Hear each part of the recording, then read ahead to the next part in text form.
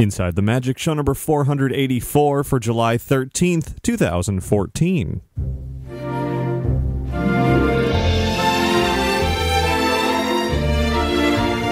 It is Sunday, July 13th, 2014. This is show 484 of Inside the Magic, and as always, I am your host, Ricky Briganti, with another great show packed with plenty of Disney and theme park fun.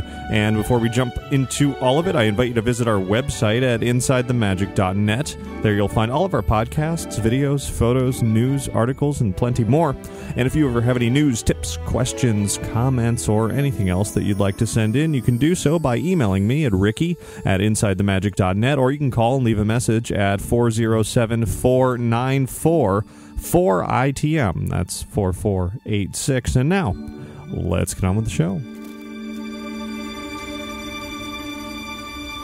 This week's episode of Inside the Magic is brought to you by Magical Travel. Still haven't decided where to vacation this summer? There is still time to book your Disney summer vacation. Walt Disney World, Disneyland, or a Disney cruise, all still available by calling Magical Travel today at 866-207-8387, or visit them online at magicaltravel.com to receive a free price quote. And when you do that, be sure to mention Inside the Magic to receive a free Disney gift card for qualifying bookings when you book your Disney vacation with Magical Travel.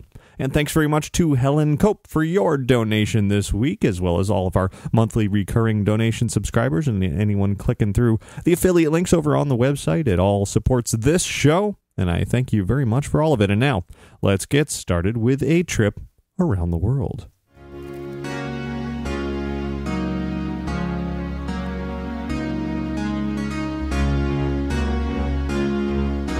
Well, hopefully everybody enjoyed last week's half-year in review, about 3 hours worth of discussing everything that happened in the world of Disney and a bit beyond in the first half of 2014. Certainly a lot of exciting things that have been going on, and much, much more ahead, including the excitement from, well, I gotta catch up on the last 2 weeks worth of fun right now, beginning, of course, over at Universal Orlando, because that's really the big story, where Diagon Alley, the Wizarding World of Harry Potter expansion, officially opened after previews and soft openings. It did become official just a few days ago, and of course that completes a project that began really back when the Jaws ride closed in early 2012, so it's been a long time in the making. The grand opening itself was not a huge sort of opening moment because they already did the preview with all the celebrities a couple of weeks prior, but so the actual grand opening was a confetti-filled moment with a red carpet running into Diagon Alley, and certainly plenty of excited fans rushing in there to see it all.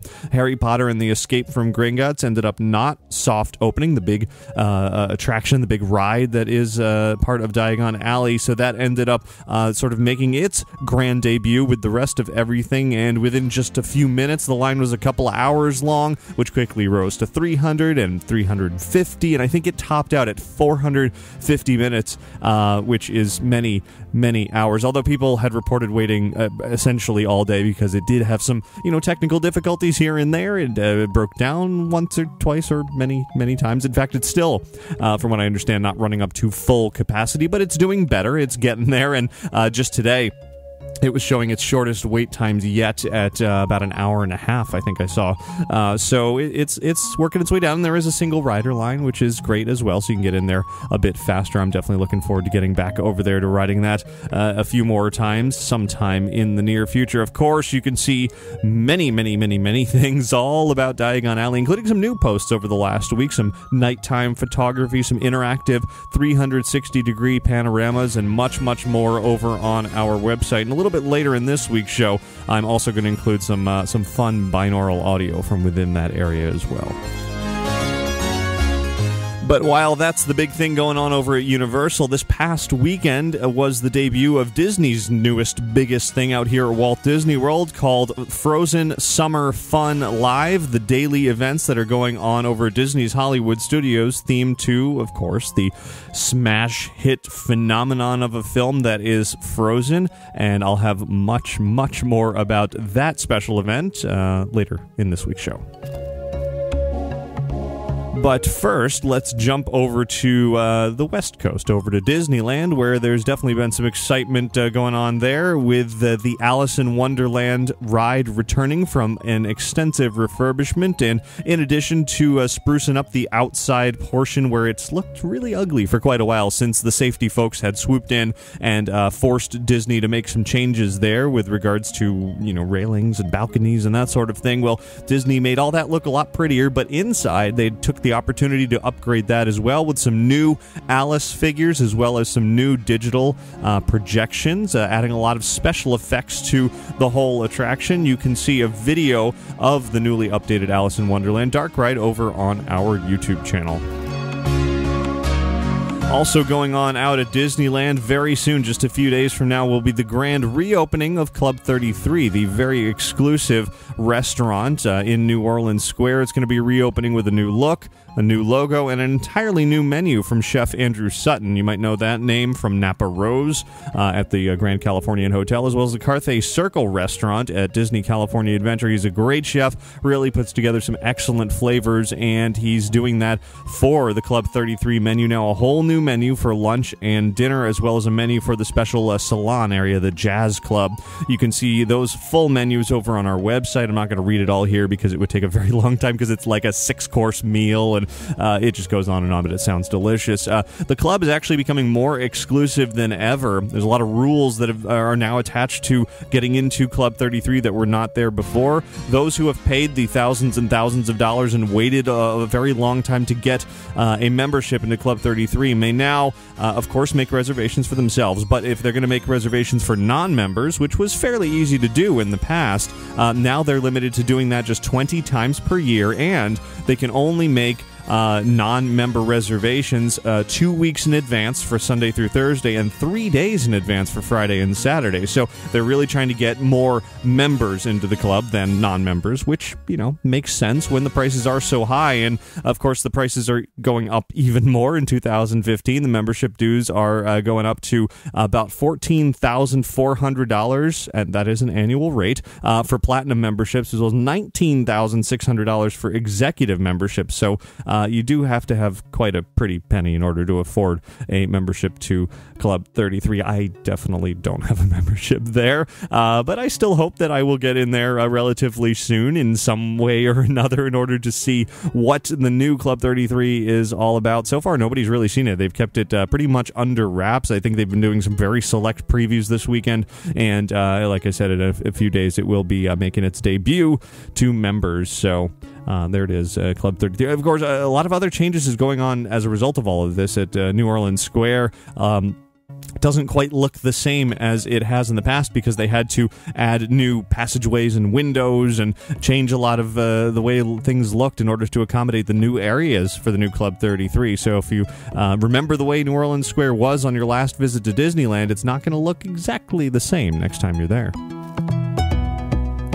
Meanwhile, over in Frontierland at Disneyland, a new interactive game has debuted there, The Legends of Frontierland. It involves basically creating a character for yourself. You get a sticker, a name tag, or you can create your own Western-style name, and you interact with a sheriff, a card shark, outlaws, a telegraph operator, and other characters throughout Frontierland. The goal being to make a little money that they're calling bits or gold, and eventually get a claim on some land in Frontierland, and it's sort of a very elaborate process. You can, in order to earn money, you can deliver telegraphs or help out the sheriff, play some cards, or capture people in a jail. So it's a very social, hands-on, interactive game that is now happening daily in Frontierland. A full story about that is over on our website as well. And now let's jump to something completely different, where, of course, now that Diagon Alley is open, Universal has immediately changed its attention and its PR push to Halloween Horror Nights. Naturally, it's only July. I mean, the event is starting about 2 months from now, so it's no wonder that they are going to be discussing that very well. And they will be soon announcing for both Universal Orlando and Universal Studios Hollywood the second theme for a haunted house this year is going to be From Dusk Till Dawn. The classic Robert Rodriguez horror film has recently become a TV series, and it's going to be based on that TV series that a new haunted house will be part of both coast events. The details aren't out there quite yet because the information kind of leaked out over the weekend because a YouTube video went up a little bit sooner than Universal was intending it to go up, but it was out there, and once things hit the internet, they go. You can't unrelease something once it's out. So there it is. You can certainly look for that announcement very soon. In fact, by the time you hear this, they probably will have already made that announcement. But that, of course, joins The Walking Dead, which will be on both coasts as well. So that's 2 properties we know right now, and more to come. Speaking of Universal Orlando, there's a bit more a couple of more restaurants that have opened recently as well. At Universal Orlando City Walk, Bread Box handcrafted sandwiches opened. That replaced the City Walk's former cigar shop. It's located next to the new Menchie's frozen yogurt. They have freshly prepared sandwiches, salads, soups, and a couple of great milkshakes. Their sandwiches are pretty good, but their milkshakes are fantastic. I had this Nutella chocolate milkshake. It was just unbelievable. So good. And then Hot Dog Hall of Fame also has officially opened at City Walk as well, and you heard about that a couple of weeks ago here on the show. Turning away from the parks, in the world of Marvel Entertainment, there is now a new touring show going around the United States that made its debut just a few days ago in Tampa, here in Florida. From Feld Entertainment, it's called Marvel Universe Live. I attended a preview of the show a couple of nights before its official debut, and it was 2 hours long, very long show, featured, as they say, more Marvel characters than any other live show has ever had. It includes, of course, heroes and villains: Captain America, Thor, Iron Man, Spider-Man, Wolverine, Storm, Cyclops, Black Widow, many others, villains: Loki, Green Goblin, Dr. Octopus, Red Skull. The list just goes on and on, even to some more obscure Marvel characters like Black Cat or the Lizard or Madam Hydra. The show is very stunt-driven. It's got a lot of it's stunt people in the show, so they are not really acting so much as lip-syncing to all the pre-recorded dialogue, which is pretty decent for pre-recorded dialogue. And overall, I think the show was a little long, maybe about half an hour longer than it needed to be, but I had a good time. You can see a video preview of what this show is all about over on our YouTube channel. I'll read my full thoughts over there, as well as see some photos. Speaking of special events and a whole lot of Marvel, certainly coming up next week. I can't believe it's next week already. San Diego Comic-Con is here, almost. It's just over a week away. I will definitely be there once again, covering the whole event for the full 4.5 days. And over the last few days, as is the custom, 2 weeks before each of the days of Comic-Con, they release the schedule for what is going to happen throughout this event. And of course, today being Sunday, they have released the full thing. And Walt Disney Studios / Feature Animation, they don't have their own big Hall H presentation this year. It was no surprise last year because of D23 Expo, but there is no D23 Expo this year, and they just have kind of opted out, which is really unusual.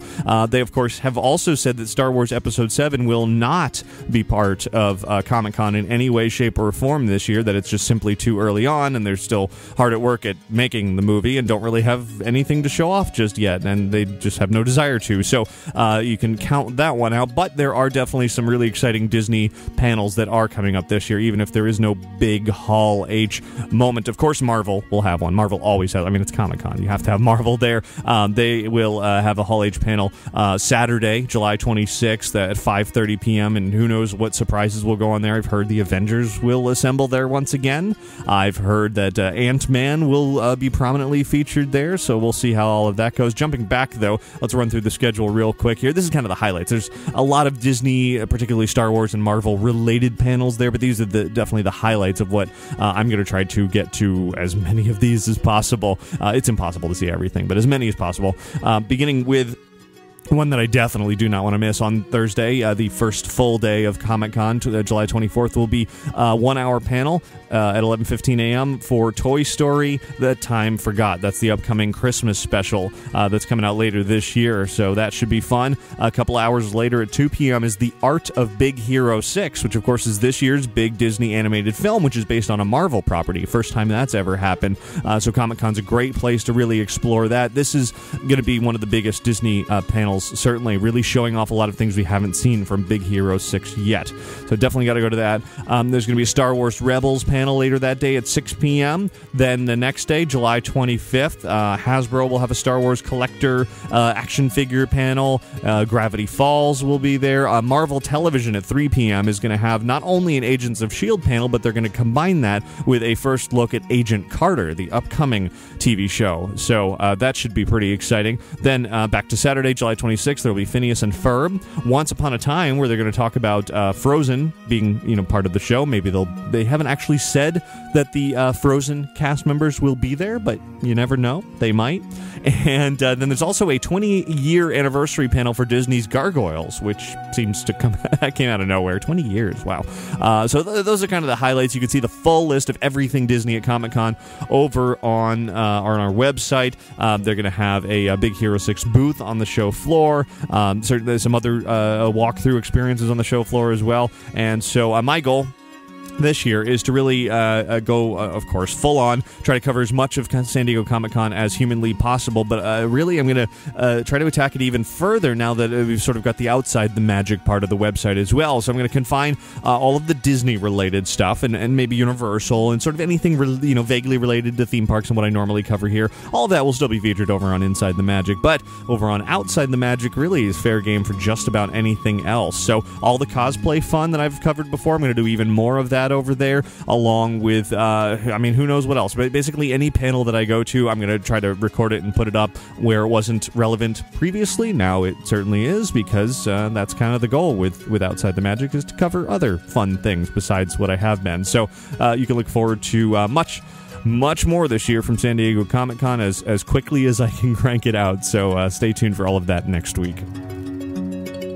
One more Comic-Con note here. The trolley that takes people to and from the San Diego area this year always has a big sort of advertising wrap around it, much like the monorails have been doing so frequently out here at Walt Disney World. Well, this year, Agents of S.H.I.E.L.D. is completely taking over the San Diego Comic-Con trolley, which is pretty neat. It's a nice-looking design. So, yeah, there it is.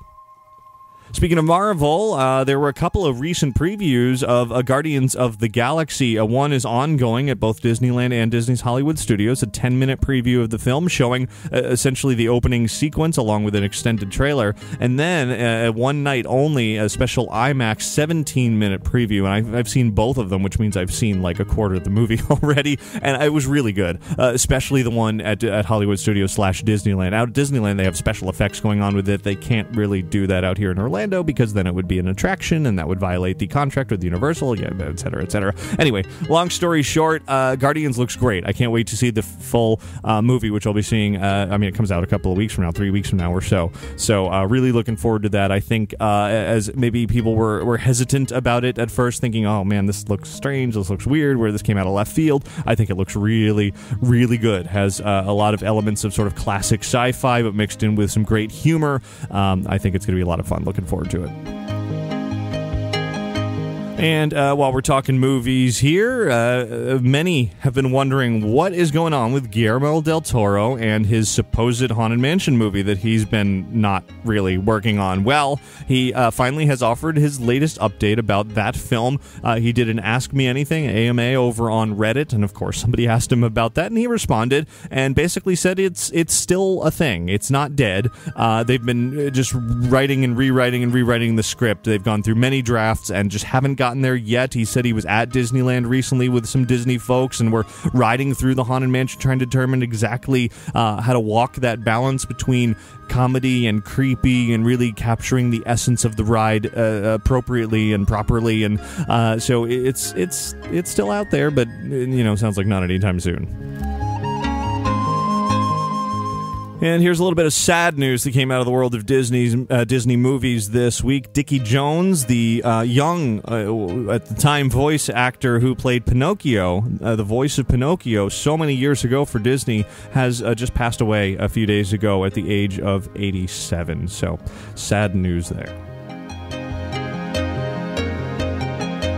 In other movie news, the successful Disney film Enchanted from 2007 apparently is getting a sequel. A director and a writer have been named. The writers, actually two writers, J. David Stem and David Weiss, are apparently going to be writing Enchanted 2. They have previously written films like Shrek 2, The Smurfs, Are We There Yet?, Daddy Day Camp, or Daddy Daycare. And Ann Fletcher is going to be the director of Enchanted 2. We don't know anything else about it yet because it hasn't been written.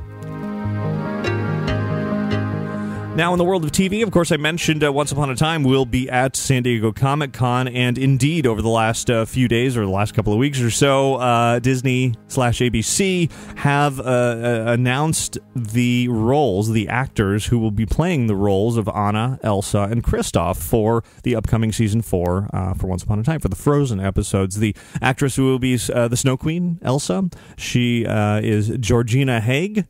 Elizabeth Lale will be playing Anna, and Scott Michael Foster will be playing Kristoff. You can see pictures of who all those people are and how much they look alike. They're pretty good casting. They look a lot like the characters over on our website. Some upcoming Blu-ray releases on August 12th. Actually, 5 releases. Tarzan, Hercules, Ichabod and Mr. Toad, Ben Knobs and Broomsticks, and Three Musketeers with Mickey and the gang are all coming out for the first time on Blu-ray August 12th. And in the world of merchandise, something big from Japan has now landed in the United States. It's these little plush Disney characters called Tsum Tsums. They are available in 3 sizes, large, medium, and mini, as Disney calls it, for $25, $13, and $5 respectively. But they're not just sort of cute little renditions of Disney characters. In addition, they also are from this Tsum Tsum game, a mobile game that is incredibly popular and available now to download and play as well. The little plush, all 3 sizes of plush Tsum Tsums are available at DisneyStore.com, as well as in select store locations throughout the United States and at Disney parks.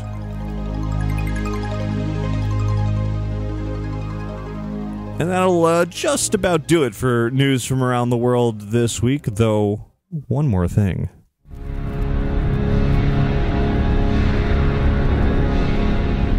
This week, something very big is coming. Stay tuned to Inside the Magic, and particularly Outside the Magic, later this week for a very big announcement.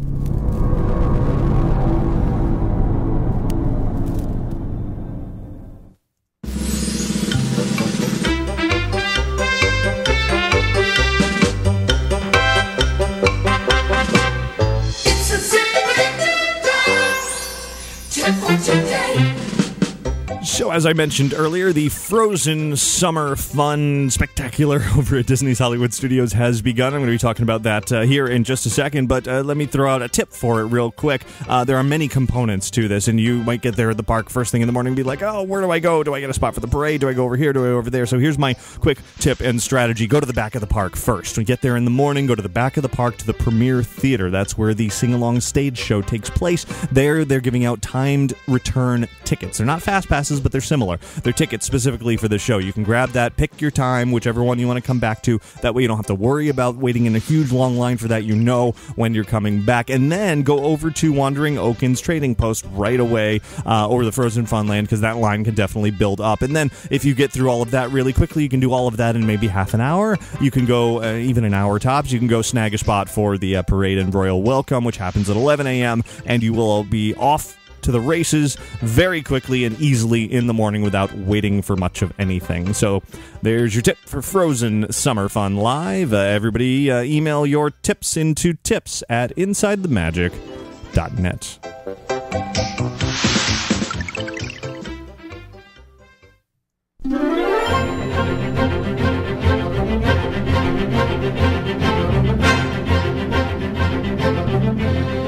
Even amidst all of the excitement and the grand opening of Universal Orlando's Diagon Alley, Disney has managed to capture a whole lot of attention with their special event that just debuted last weekend, Frozen Summer Fun Live at Disney's Hollywood Studios. This is a daily event that's going on now through September 1st, the same entertainment day after day after day after day, so you don't have to go on a specific day. Just show up to Hollywood Studios before September 1st out here at Walt Disney World, and you can enjoy a whole lot of Frozen fun. And in fact, I mean, it's no doubt that Frozen is incredibly popular still. The movie came out in November. That was, 8 months ago? And it is still incredibly popular. In fact, it's so popular. One photo that I posted from Frozen Summer Fun Live of Anna and Elsa sharing a cute little sisterly moment was the most shared, I'd say, anything that I've ever posted over on our Inside the Magic Facebook page. It was shared thousands of times. It was, the little like button on Facebook, nearly 300,000 likes on this one photo. I've never had anything even remotely close to that. Facebook tells me that as a result of people sharing it and liking it and all of that, nearly 5 million Facebook users saw this one photo. And I'm not saying all of this to brag or anything. That's wonderful that people have seen my picture. That's great. But the reason I'm saying this is because that shows how incredibly popular Frozen is still. That one little tiny photo from a theme park event that's going on for 2 months can capture so many people's attention so quickly. Every time I hit refresh, it was another 10 or 20,000 people. It was just madness. All of that happened in a day. And likewise, all the videos that I've put up from this Frozen event have more than 1 million views in the last week. So it's crazy popular, and there's no end to it. So if you're wondering, why is Disney? If you're one of those people who are thinking, Disney's it's just a cash cow, Disney's milking it, and they're just gonna do everything Frozen for as long as they can. Well, yeah, because people want it. It's not just because they feel like they can make money off of it. Of course, they're gonna do that as well. But it's because the demand is so incredibly high. I mean, the lines to meet Anna and Elsa over at the Magic Kingdom and at Disneyland are still very, very long. So there's no doubt that people want more and more Frozen. So, what did they roll out for Frozen Summer Fun Live, and why did they roll out just this particular set of entertainment? Well, about a week and a half is what they spent working on this event. It kind of came together what you would think is last minute, and for only having about 10 days to put this event together, and I won't go into the reasons why all of that is, but for only 10 days, they did a phenomenal job putting quite a large amount of very entertaining entertainment, because there can be boring entertainment. It's a full day worth of Frozen interactions that anybody who is a fan of the film will certainly enjoy. That's not to say that there couldn't have been much, much more out of it all, but given the time constraints that they were operating under, and certainly I'm sure there were some budget constraints as well, they've done a very nice job. So let's kind of run through here. I'll play you some audio clips from the park, get an idea of what Frozen Summer Fun Live is all about, and I'll share some thoughts about each of the different components of this event throughout each of these days. So it all begins, of course I mentioned just a bit ago some tips to do things in the morning, but the real first major event that happens as part of the Frozen celebration each day at Hollywood Studios is the parade/royal welcome. And the parade is I use the word parade loosely. It's not like it's a brand new Frozen parade. In fact, most of it is recycled from the Christmas parade that's over at the Magic Kingdom. You'll recognize some costumes and some skaters and some floats, like the float that Scrooge McDuck is normally on, his house, and actually this last year it was Donald on there. That float comes through with no characters on it, which is a little bit odd. It's clear that they had to put together some sort of moment for Anna and Elsa to enter the park, and so they felt Christmas, with all of the snow on these floats, made sense. So that is the bulk of the parade, but that's not really what everybody is there to see. Of course, Anna and Elsa come in on a horse-drawn carriage, and everybody gets very excited, but even more exciting is the first ever appearance of Kristoff as a character in the parks. And I was there on the first day, last Saturday, and everybody just went wild upon seeing Kristoff, and Kristoff looked great. He looked just like he stepped right out of the film. And he came through on his float, and actually right before his float was a line of, from basically the first scene of Frozen, the Norwegian ice pickers.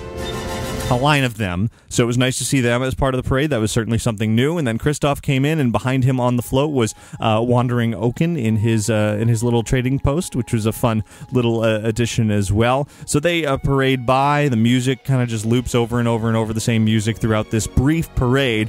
And then the big moment takes place up on the stage in front of the big sorcerer's hat. You know, that big stage that they use for everything at Hollywood Studios. It takes place there, in which Kristoff just kind of goes off to the side and stands around for the duration of the royal welcome of Princess Anna and Queen Elsa to Hollywood Studios, to Walt Disney World. And this isn't exactly a coronation. You know, Merida had her coronation and Rapunzel had her coronation. That hasn't taken place yet. This is not officially that. This is a royal welcome to Walt Disney World that happens every day. And I want to play a little sampling of what that sounds like as the pair of Frozen characters are officially welcomed to Walt Disney World. Please welcome to the stage our royal couple. Please welcome Queen Elsa and Princess Anna.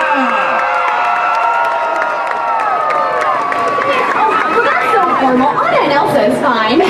Well, fine. Anna and Elsa it is. We are so happy that you'll be spending your summer with us. Please accept these flowers in honor of your homeland. Thank you so much. And what a warm reception. Such beautiful young people. If only Olaf was here, he'd love summer.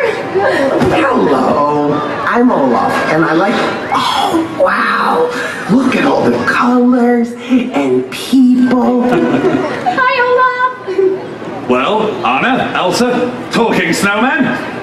As an ambassador of Disney's Hollywood Studios, I have another gift for you. Another gift? You shouldn't have. But it's okay that you did. What is it? Anna. My gift is a song known and beloved by everyone everywhere. This is my rendition of Let It Go. I don't think I know that song. I do. Where'd you hear it? I sang it. When did you sing it? It's a long story. I have time. We would be honored to accept your gift. Yes, I'm sure we are. Well, you'll have to excuse my voice. I don't quite have the range that you do. I know. Why don't we all do a sing-along? A sing-along? Well, that's a great idea, Olaf. Why didn't I think of that? All right, everybody, in honor of Anna and Elsa, we will all, as loud as we can, sing Let It Go together. Does everyone know the words? I don't. Oh, well, I'm sure people here have heard it just a couple of times. For those that haven't, and for Ms. Anna, Olaf! Come on, everyone. Just follow my bouncing butt. Excuse me. All right, everybody, draw breath. We shall fill the street with voice in honor of our royal queen and princess with Let It Go. Here we go.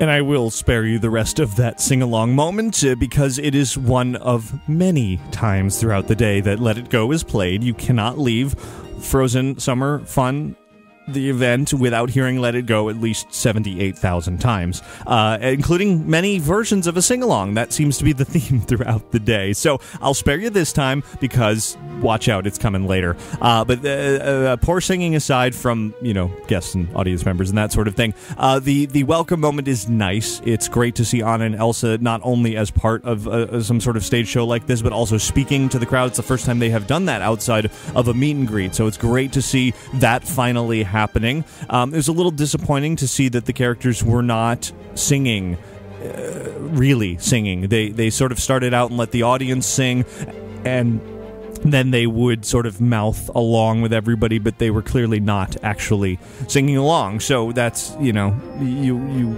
hoped for something, a grander moment like that, but it's not a full-blown Frozen stage show so much as just a royal welcome is what it's billed as. So That's the beginning of that. Now, it's a little while after that the first sing-along stage show happens in the back of the theater, what I said earlier about getting a timed ticket to go to and see this performance that happens throughout the day. But before we get to that, I do want to mention Wandering Oaken's Trading Post and Frozen Funland.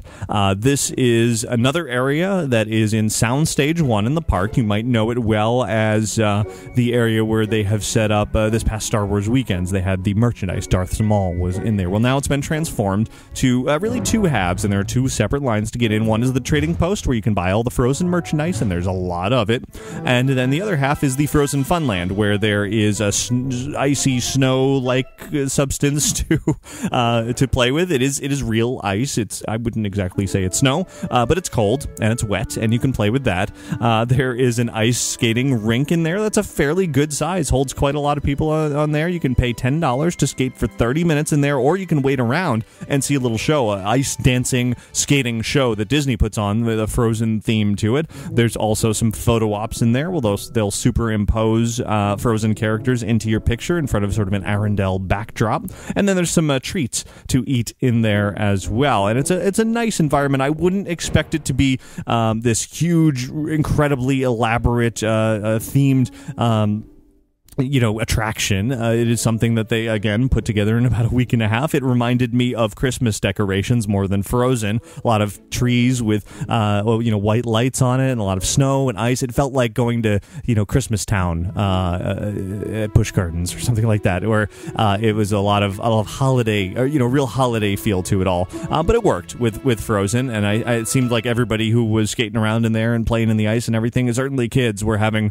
a lot of fun. Even I saw many guests falling down on the ice. It was clear they hadn't done a lot of ice skating, and even they were having, picked themselves back up and had some fun as well. So definitely worth going in there at least once to check out. You pass by Wandering Oaken's actual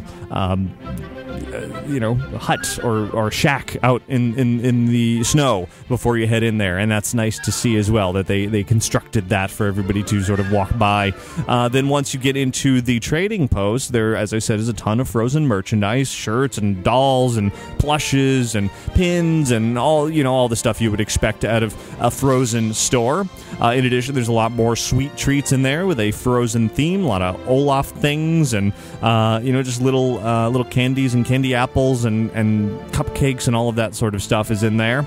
And then there's a door that they had previously said the door that's labeled sauna was going to lead out into the hot Florida sun, and for some reason it doesn't. It actually connects between the Trading Post and the Frozen Funland, so that was a little disappointing that it doesn't actually go out into the Florida sauna.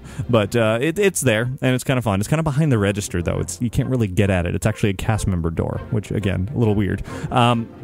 So that's that. You can see, some photos and video tour of that. And I should mention, you should, of course, can see video all of this over on our YouTube channel, the Royal Welcome Parade tour of Wandering Oakens. And then what I'm going to talk about now, which is the sing-along stage show. They call it, for the first time in forever, a Frozen sing-along celebration, I think is the full name, the very wordy, long full name of this show. It's about a half-an-hour show, though the bulk of it is taken up by movie clips that the audience is singing along with, the vast bulk of the show. But that aside, there is a great introduction, a middle, and conclusion to this show that anybody who's a fan, even if you don't want to sing along to the movie, you still should go see this, because this is the closest thing that we have seen to an actual Frozen stage show so far, and I so wish they had more time and more money to put into this to make it a full-blown Frozen stage show. But for what it is pretty entertaining, especially the very end of it. So I'm going to play some clips from that as well, including the full introduction that includes some really fun character moments, especially Anna. Anna does a great job on stage. She's very funny, and then she brings on some the other characters that are invented just for this to host this sing-along.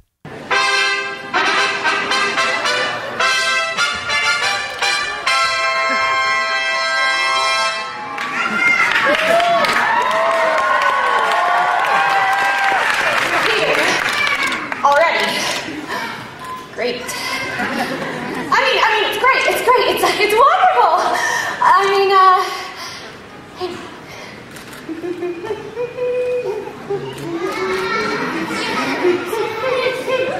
Elsa!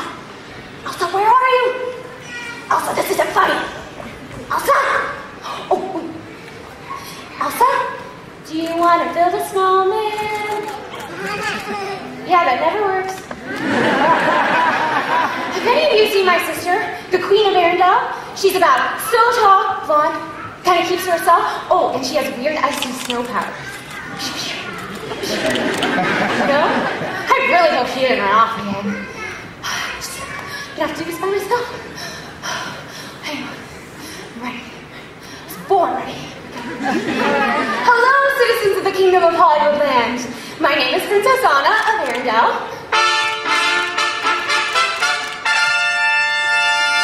That never gets old. Oh, what's next? All right, please help me welcome the newly appointed Royal Historians of Arendelle.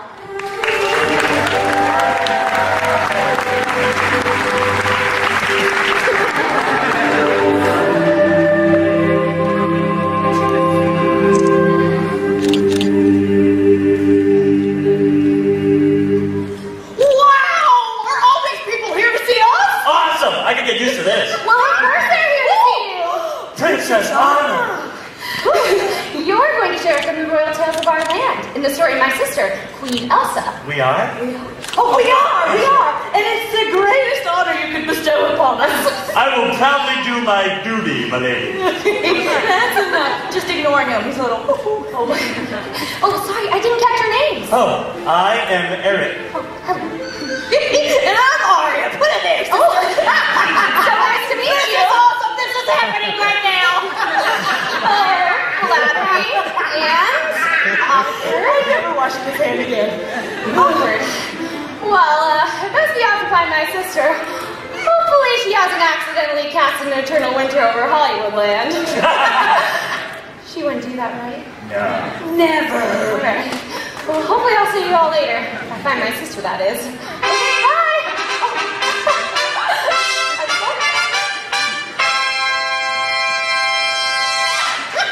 Can you believe it? Best first day ever! All right, let's do this. Pump it out. Okay, here we go. Citizens of Hollywoodland, we proudly present to you the story of Anna and Elsa. We also invite you to join us in the singing of the anthems of Arendelle. The lyrics will be up on the screen in case you don't know the words. Oh, I'm pretty sure they already know the I words. bet they do. Okay, so where should we start? Oh, let it go, let it go. No. All right, so what do you have in mind? Where every good story starts, the beginning. Gotcha. It was a dark and stormy night. No, it wasn't. Long ago it was in a galaxy far, far away. Yes, indeed, that was a Star Wars joke in the Frozen show. Disney fully utilizing all of its available properties to get everybody to have a good laugh and pay attention. So you heard Anna there, and the absence of Elsa, and you heard the Royal Arendelle historians, who then proceed to host the most of the rest of the show.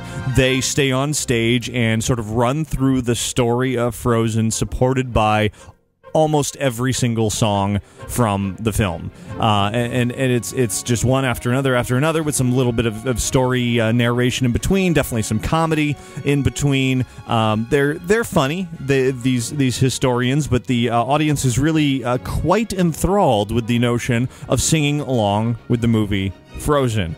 And now I was there for the very first performance of this last Saturday, and there was an empty row in front of me when I sat down right in the middle of the theater. I thought that was a little odd until about 5 minutes before the show started. Came in the executives, Walt Disney World President George Kalogridis, as well as Disney's Hollywood Studios President Dan Cockrell, and Jim McPhee was there as well. He's currently I can't remember his title at the moment, Senior Vice President of the Parks, I believe, something like that. Anyway, I've met these guys before. I said hi and all of that, and I definitely wanted to watch them throughout the show. I was, of course, watching the show, but I was watching them particularly to see how they reacted to the audience reactions. And, well, let me just play a clip from the first song that came on during this first sing-along, and here's what happened. Do you want to build a snowman? Come on, let's go and play.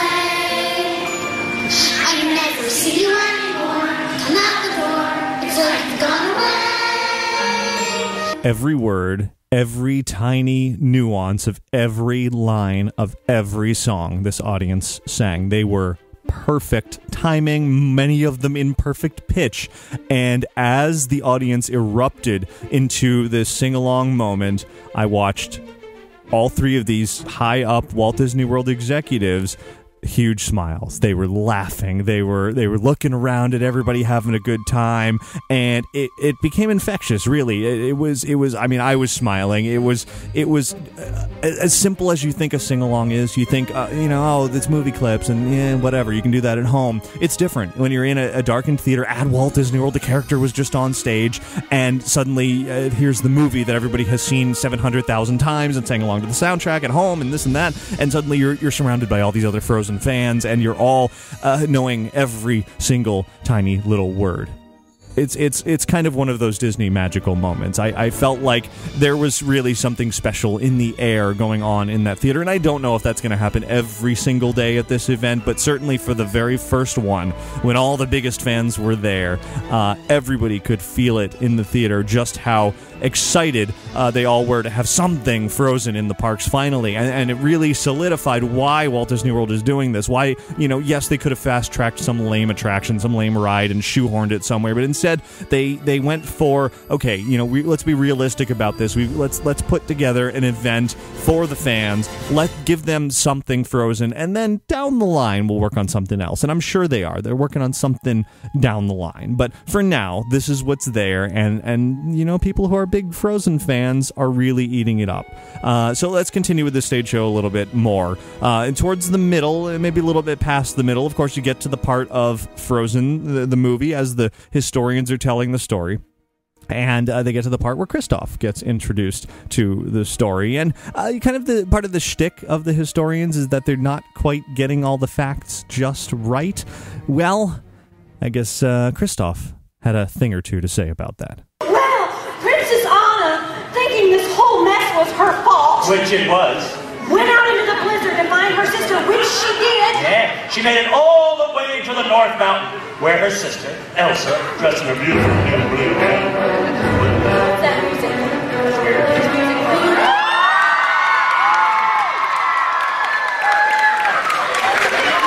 Excuse me. Who are you? Kristoff.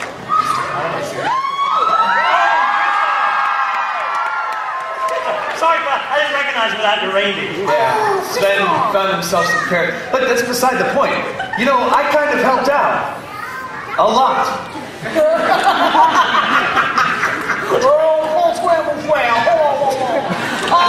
I recall correctly, you didn't want to help out in the first place.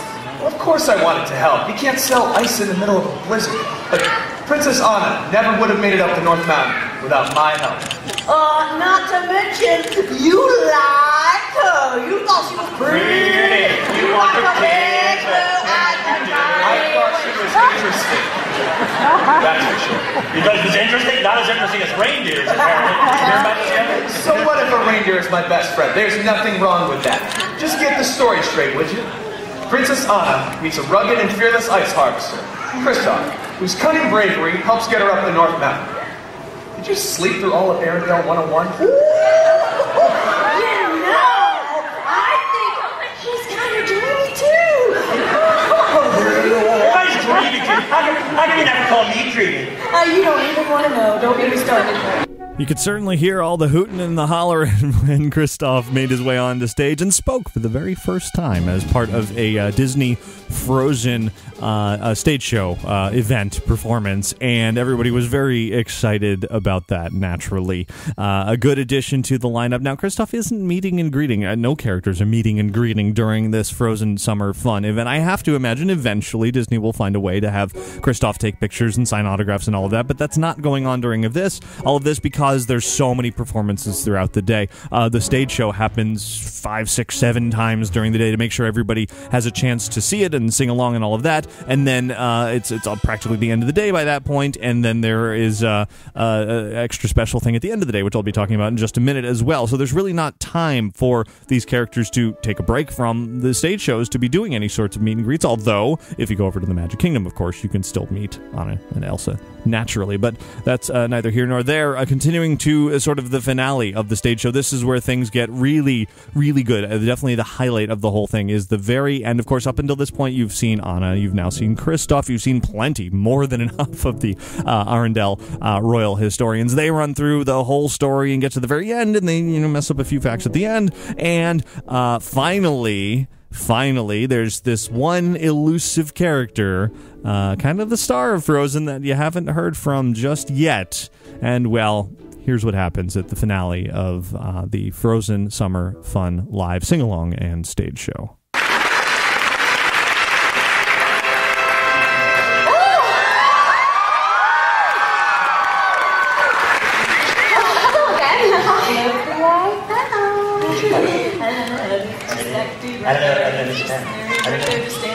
Oh, it's Kristoff. Kristoff. Oh, Kristoff. Oh, sorry.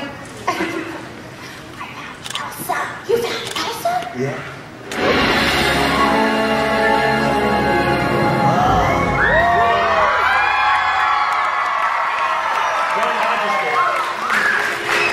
Thank you.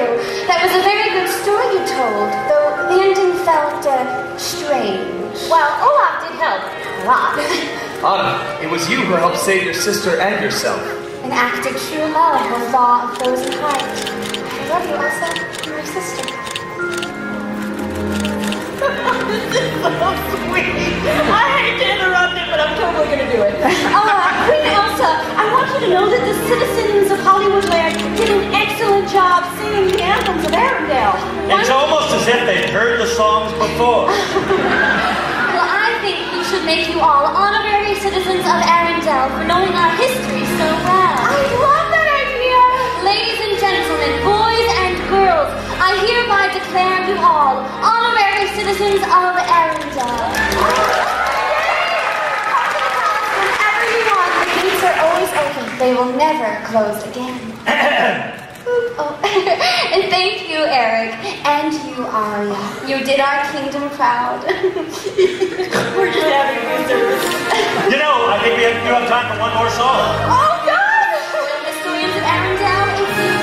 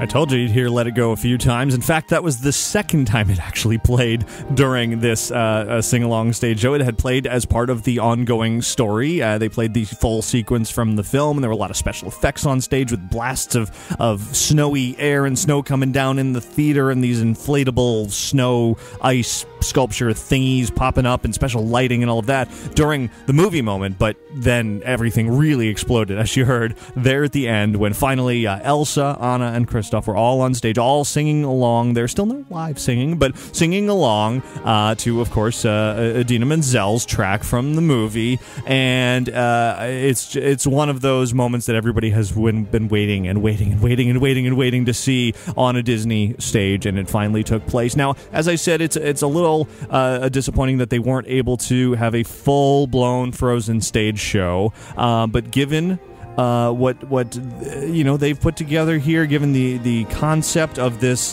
daily celebration, I think this finale definitely of this sing-along definitely sort of gives fans that moment that they are so desiring. It does leave everybody wanting more, but it's there, and it's quite the moment. It's definitely the highlight of the whole day, I believe. And so, of course, again, you can see video of all of that over on our YouTube channel. Now, we're going to cut to the very end of the day because there's kind of a lapse here. You can certainly explore Wandering Oakens as much as you want. You can go back and see this sing-along as many times. But other than that, there's not really anything else going on during the day until later in the evening. There's a DJ dance party.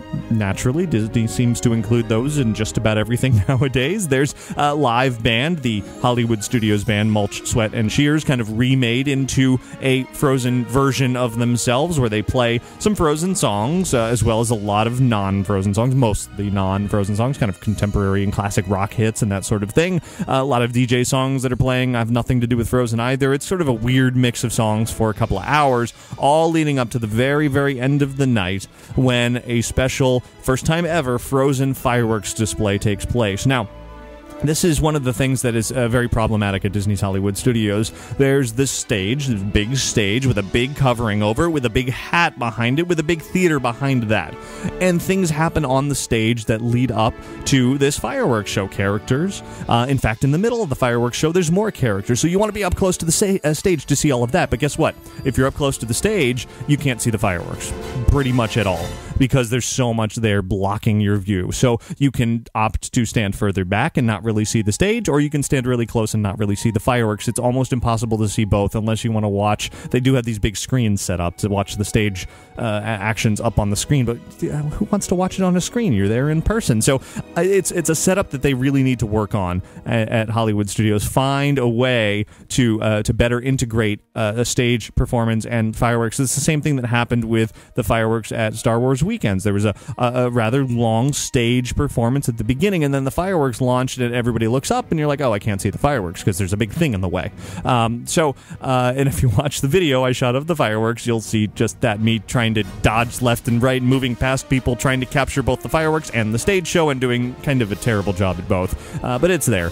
You can check it out if you want to. So, I'm not going to play the full thing for you now because the bulk of this is just the sounds of booms from fireworks and Frozen music that you've heard now 700,000 times. But what I will play for you is kind of the equivalent of what I just played, but in fireworks. So at the beginning of the fireworks show, Anna and Kristoff come out once again, and they introduce the fireworks show. And in doing that, they also put a bunch of pictures up on the screen that people have tagged on Twitter of themselves having fun at the event throughout the day. So that's something that Disney's been doing a lot lately as well.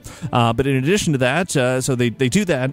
There's some fireworks. There's some more fireworks, but then they come back out on the stage, and the show's not over yet because Elsa has to make her grand debut and use, of course, her snowy powers to summon fireworks. Snow, fire, ice, I don't know. It works somehow. It actually is quite the moment, and here's what it sounds like.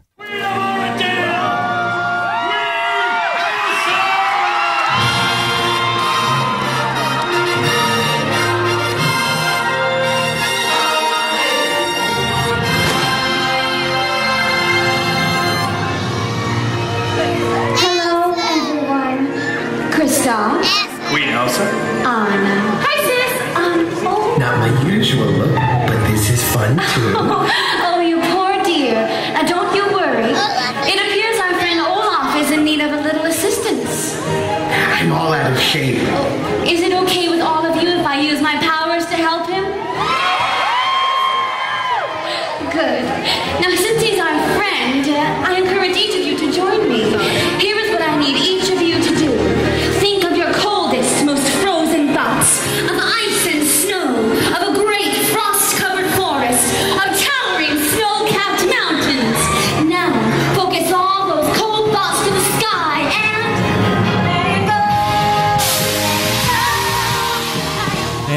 Yes, that is indeed Let It Go one more time. So let's count that up. If you watched the Royal Welcome at the beginning, that's 1. You watch the sing-along, you hear Let It Go twice, and you watch the fireworks, you hear it again. That's 4 times minimum that you hear it during the day at Frozen Summer Fun Live. Of course, there's also occasional interludes that happen up on the stage throughout the day. There's Olaf appears up on the big screen at the stage in front of the hat, and there's some sort of little Let It Go moments that go along with that, and I'm sure if you hung around Wandering Oakens long enough, you would hear Let It Go playing in the background in there, and who knows where else. So you have to really, really like that song in order to make it through a day at this Frozen event. But overall, the event, for those who really love Frozen, you're not going to come away disappointed. You are going to want more, definitely. There is much more to be done with this property. Disney is no way done with it. Of course, a Broadway show is coming, and I guarantee more is coming to the theme parks as well. Most likely a ride at some point, whether or not it's going to replace Maelstrom in Norway like many have said, who knows? Disney's still figuring that much out. But for now, this is where you get Frozen. You go over to Magic Kingdom and you wait a really long time, or you get a fast pass for Meeting Anna and Elsa, or you go to Hollywood Studios and you have a whole day of what they're officially calling Frozen Fun. So if you do want to see much, much more from all of that, head over to InsideTheMagic.net. Lots of photos, lots of video, of course, on our YouTube channel as well. It is certainly a phenomenon that's not going away anytime soon, and it's doing pretty well for Disney, so why should it? So there you go. A recap of Frozen Summer Fun Live at Disney's Hollywood Studios.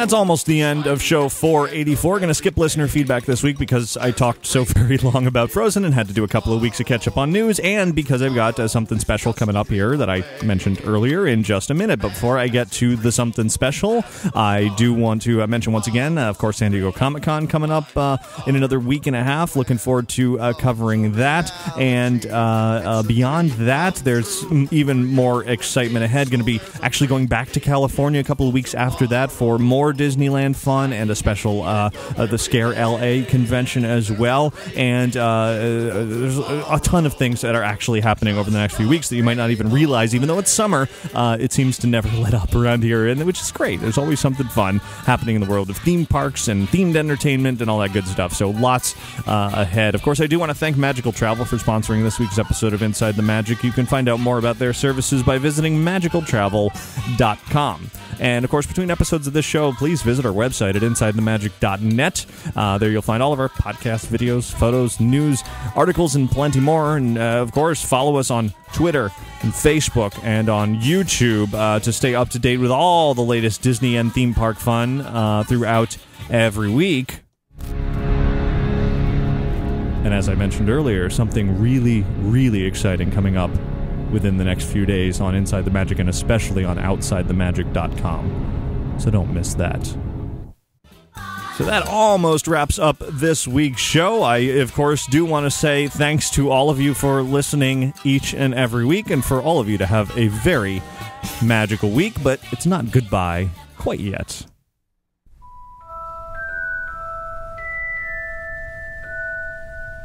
Now that the Wizarding World of Harry Potter Diagon Alley is officially open, I had a chance to walk around there a little bit more freely, not under the constraints of any sort of preview or really anything, just a chance to wander freely through, and I decided to put on the old binaural microphones for a lap around Diagon Alley, up the main street, around some of the stores, taking in the music and the ambiance through Nocturne Alley, the scary sort of part of it, taking in some live entertainment, and then, of course, well, it ends with pretty special moment. So, for those of you who want to hear what it really feels like to stand inside Diagon Alley, stay tuned here. It's about a 10-minute long recording. Make sure you wear headphones for this walk around. Just kind of close your eyes, sit back, and enjoy the sounds of the Wizarding World of Harry Potter Diagon Alley. And I'll talk to you next week. Are you stranded?